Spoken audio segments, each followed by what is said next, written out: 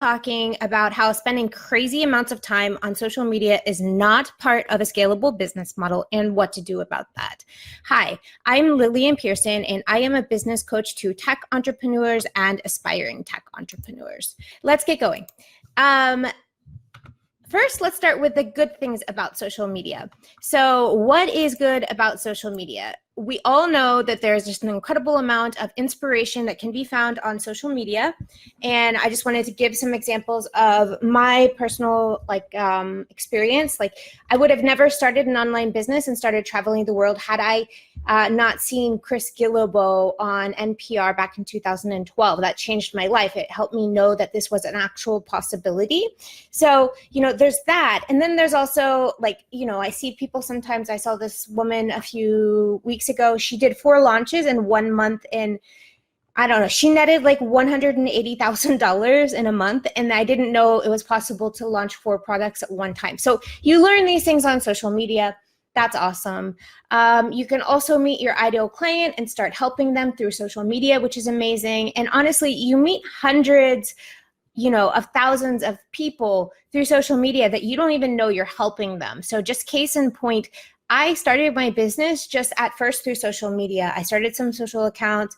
It brought so much business to me as like a quote unquote freelancer or side hustle that I ended up being able to quit my day job. So then I had a business, and then I was able to land a contract with LinkedIn Learning, which then now has netted us at 1 million people that I've been able to educate about data science on data science topics, which then means that I'm getting emails from people that I never met in developing countries telling me that there's hundreds of entrepreneurs in the data space there that, that book or that course has changed their lives, right? So these are like the benefits of social media.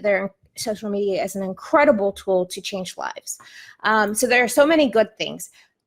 That said, it's hard to set boundaries, and social media can have a real toll on your mental health. So I just wanted to let me just bring up the problems and then try and give you some solutions to these problems. Okay, so one is that content, to grow big channels, so we have 650,000 followers. I'm not trying to grow anymore because basically the impact comes in nurturing your audience and really trying to help people, change lives. Like, numbers are just numbers. The vanity metrics really don't matter. So, but in order to really help people and to change lives, there's content creation, engagement, and then if you're new, you've got to work on that audience building, right? So that takes forever. It takes forever. So that's a problem.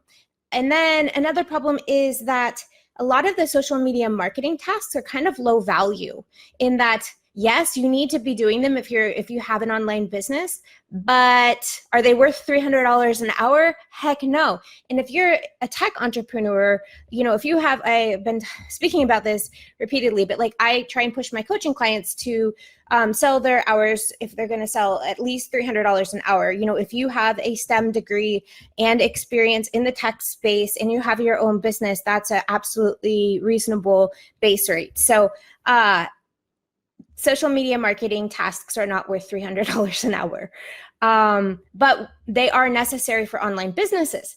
So that is another issue, another downside. Another downside is the switch time processing. And as tech people, I know you actually understand what I mean here. Switching between tabs and seeing all of these different things that all of these different people are doing, and all of these images and all of these captions, and your brain, if you step away from social media for a while, you're going to feel like it is not good for your brain to process, like to keep switching between tasks and people, right? It's stressful.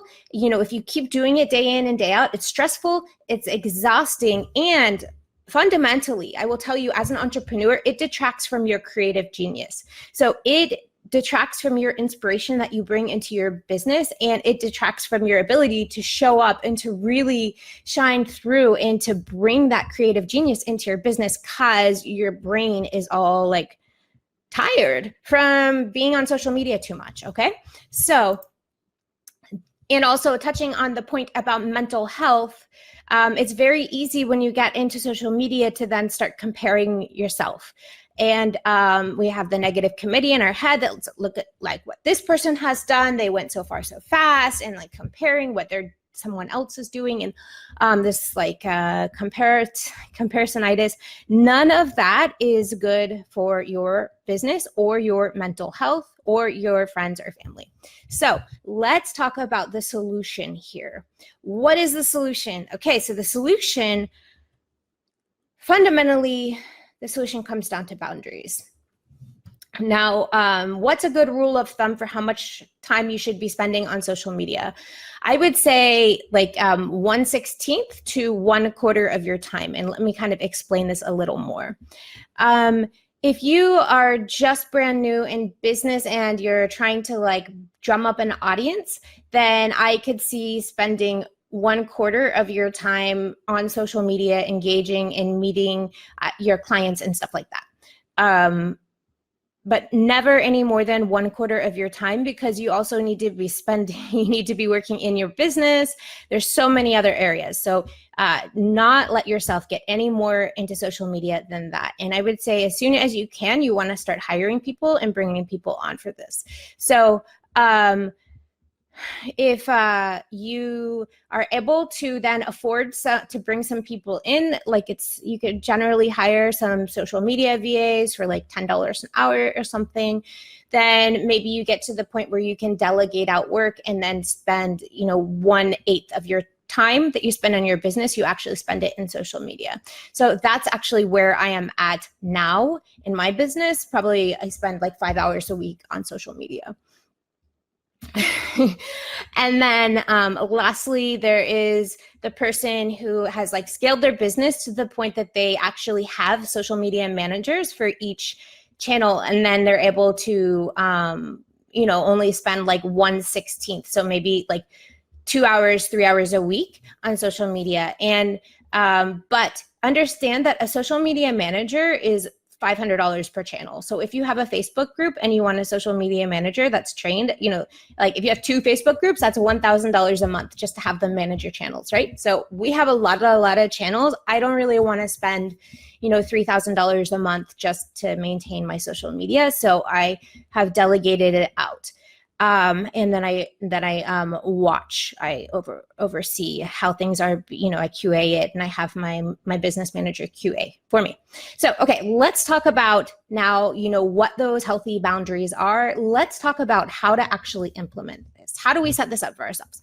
Fundamentally, the first thing is the mindset work. So what you need to understand is that what you see other people doing on social, their vanity metrics, what they're doing with their business, how fast they're doing it, like all of the stuff, all of it has zero bearing whatsoever on your business. It cannot hurt you or impact you negatively in any way, shape, or form. Literally, it doesn't matter, because what someone else is doing in some other part of the world with their business that has nothing to do with your business, it has zero impact. Like, there is no limit. So this basically comes back to the fixed idea that like life is a zero-sum game, right?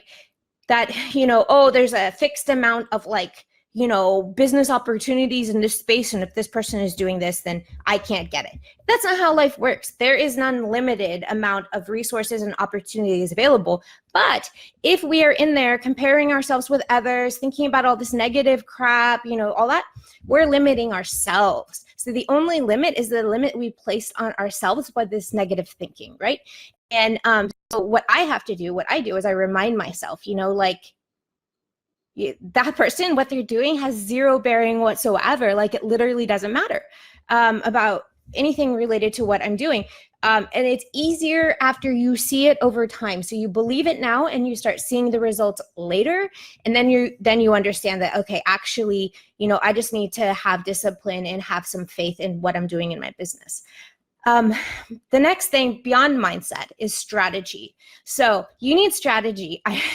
Do not be the person that goes out there blindly stabbing in the dark, hoping to aggregate an audience of tech followers, and then later on, maybe in a few years, figure out what to sell them. Okay, because that is kind of like the way bloggers did it. And like I started on social back in like 2011 or 12, and like technically you can kind of like make some progress that way, but you don't even know. We've talked about this in the other Go Lives this week. You don't even know if the people you are meeting online, you don't really know how you can help them, who they are. You're not building these genuine relationships. And you don't even know if they'd be interested in what you have to offer later on, because you haven't clarified that. So what you do want to do is clarify, your offer, do your market research, figure out what the transformation is that you're best suited to offer your clients, figure out who your ideal client is, and then go in there with organized campaigns. And I would say if you haven't already aggregated a large community, I would say just pick 1 or 2 channels and just actually make yourself available to those channels, and just don't try to do less, more. And I would also say, so figure out, where does my ideal client, where are they hanging out? Where are they actually talking about this topic? And then focus on those channels. And then also understand that there is a difference between nurture strategies and launch strategies. So if you're doing social media and you don't have anything to launch in your business, then you don't actually need to be on, all the time. So nurture strategies, you can really, during times when you're just nurturing your audience, you can step back and you can kind of like just let things flow a little bit. But when you're launching, there's ebbs and flows in all of this. Another thing that you would want to do is start looking into automation. It's there for a reason. So whatever your daily tasks are that you're like, bogged down just trying to get this stuff done, Google around and figure out which of them are there tools to automate that for you, because that is a big help. And then lastly, delegation. So if you can't spend $500 per channel for a manager, then you need to figure out, okay, test what strategies work for you, and then build processes around those, and then hire a social media VA and start delegating that out, okay? And then these are the kind of things. Okay, so we talked about mindset work fundamentally, and it does come back to mindset work in the end. If you value your quality of your quality of life and your mindset more than anything else, then you will figure out all of this stuff that I just explained to you. You would have figured that out on your own. So you make the gold standard of like, how do I actually feel? How am I showing up in my business today? Do I feel inspired? Do I have something to really give people? And if you're in that space, then you're doing, you should be doing fine. But if you get into like the control and the like Uber like task management and like trying to do every little detail yourself and like being stressed out and stuff, you're not where you need to be. And so it's time to regroup and to figure out, strategy, automation, and delegation. Those are the things that will help you out of that rut. Also, I do meditation every day. It also helps a lot. Okay.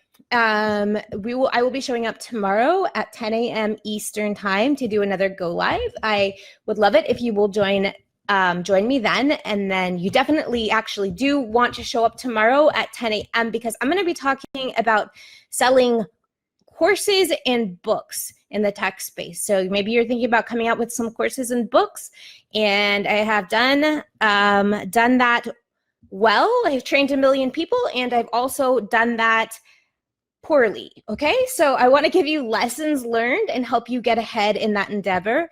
And basically, okay, selling online courses and books in the tech space, how to not take a $100,000 hit on that quote unquote good idea. So I will see you tomorrow at 10 a.m. Eastern time.